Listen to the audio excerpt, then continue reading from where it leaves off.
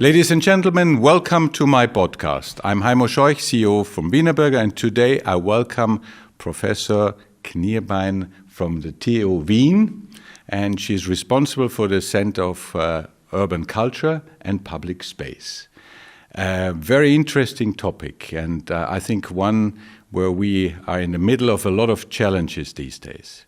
I just came back from the US and traveling through cities like Atlanta, New York, and to see them after the pandemic, you have a really different kind of city.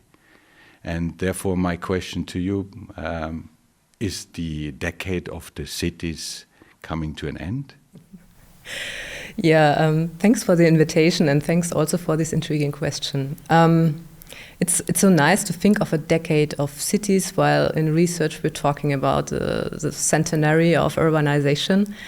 I think if we just see that more and more people move to cities, on the one hand, we still are heading towards more urbanization, but at the same time the lifestyles between what we consider as a city and the hinterland is sort of shifting also due to digitalization, because it's possible now just to work from the countryside. But in that sense, we would consider the countryside as urbanized and would dissolve this sort of idea between the rural and the city. That's a very interesting topic, especially in the Anglo-Saxon world, because you have obviously these areas next to the big cities, and especially actually when you look at North America, where people move further south, or even from the Rust Belt to certain cities like Nashville, Tennessee, that are by far outgrowing New York or others. So I think this is an aspect that you mentioned, that the cultural change is also taking place. Yes, definitely. And so when we study urbanization, we study it, of course, as a form of settlement, and say as relating to the urban form, which has a lot of economic drivers and political economic drivers, but at the same time also trying to understand the changes in everyday life. So what is urban everyday life about, and how has it been shifting throughout the last 30 years? And we try to get a grasp on both, let's say, ecological dimensions, but also socio-political dimensions, cultural dimensions, and economic dimensions, as well as very important political dimensions, and to what extent these new shifts and transitions really refer to the city as a democratic project still. This is also a topic that is of high importance today. I mean, we are all confronted with these very sad events that we see further east in the Ukraine. But to see the city as a birthplace of democracy, and as you mentioned, with the political dimension, is also very important, I think, when you talk about urbanization and planning. Definitely. And on the one hand, we are reminded, of course, of the Greek and the Italian city-states, but also if you mentioned the war, and I guess it's also very important to notice that both Ukraine and Russia are very urbanized countries. Ukraine has an urbanization rate of 70%, and Russia even 75%. One would not assume that from first gaze.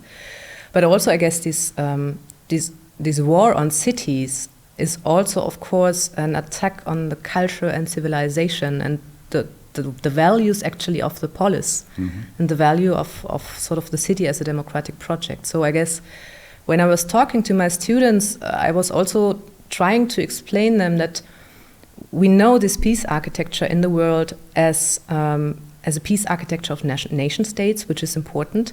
But before the nation states existed, actually city-states existed, and the city is older. And so this reference, for example, to Kiev as a European city stems from that time. And that's very, very often made now in the discourses, in the political discourses, to say Kiev is a European city, because historically it pertains to our networks of trade of the Hanse, and it's very important to have that in mind also, I guess.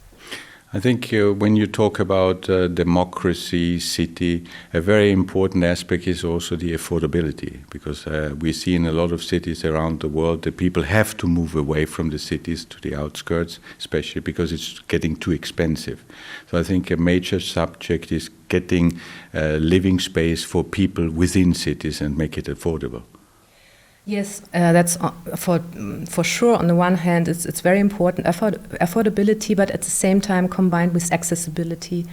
If it comes to housing, if it comes to the educational sector, if it comes to public spaces, because I guess what we see, especially from the States at the moment, is rather not just that people move out, but they don't find any place to settle. So they are unsettled in the sense that they live in vans. That has had an interior tradition also, especially in the United States. But now what we see, I had a diploma student doing research on the Silicon Valley, and the workers of the Silicon Valley actually, that they really don't find, if they have to leave their flat because they cannot afford it anymore, they don't find any place to settle. So they have to live in vans, particularly. This is one facet of phenomena we are studying. And of course, especially in the Western world, where still poverty is not decreasing, we need to be very aware of the fact that, I mean, we have a responsibility also to still fight poverty at all levels, yeah, child poverty, but also if you see now many people are sort of coming as refugees, also how we can bring them into the sort of very productive cities that we are running, and be part of that productivity. So you would tend to agree that being a mayor of a major city is probably more important than being a prime minister, because as a former mayor of this wonderful city, Vienna, has said, I'm rather mayor of Vienna than prime minister, because I can decide more and I'm closer to the people and get decisions done. Yeah, I guess both positions are super important. Yet I had the chance to, a couple of years ago, to talk to the mayor of Athens. And he said that was interesting. You know, while the nation states are still discussing at the EU policy level how to deal with the refugees, it was back in 2016, 17, actually the cities already, we're doing that since 20 years. We have the expertise, we know the people on the ground, we know the NGOs that help us, or the whole humanitarian aid agencies. We're doing that, that's our everyday business. So actually, I guess the network of cities is quite strong. And also, he said at that point that he received a lot of sort of support from other city mayors. So there's really a lot of solidarity among cities to support if a city is in crisis. Another subject that is of great interest is water management.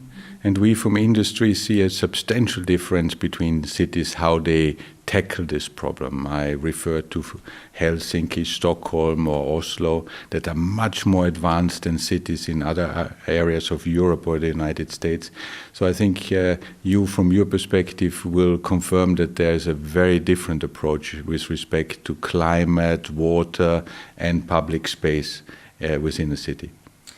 Definitely, and I guess the city of Vienna and other cities are currently learning a lot, also about water management.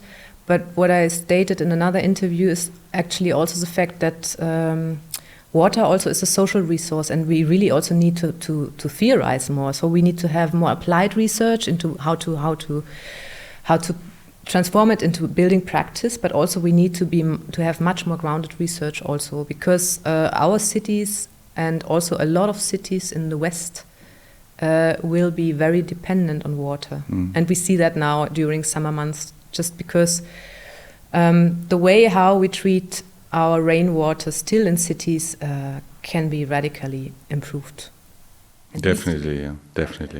We see this also, and I can only confirm that from our aspect there's a lot of potential to renovate all infrastructure systems and to change, obviously, the overall management of water within the city. And I think also from a power perspective, energy matters these days, as we see also, and getting the right energy within the city and accessibility also to energy is going to be key as well.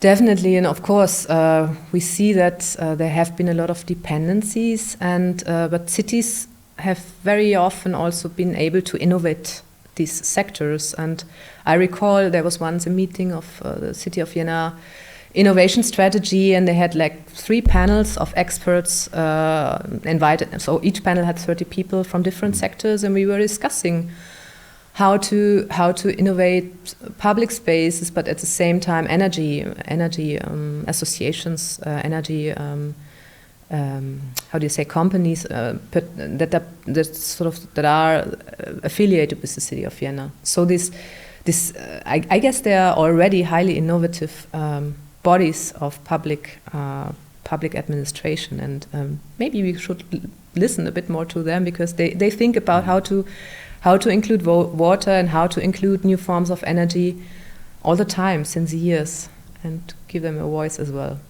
If I listen to you, Sabine, it's not going to be the end of this decade of the urbanization. As you correctly say, it's more a century, and this will continue, but probably in a different way.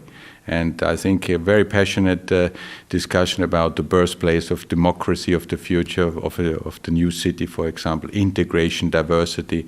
All of these are challenges that we have to face, and I think cooperation between industry, you as planners and thinkers of the future, and the decision makers is required to create the new cities of the future.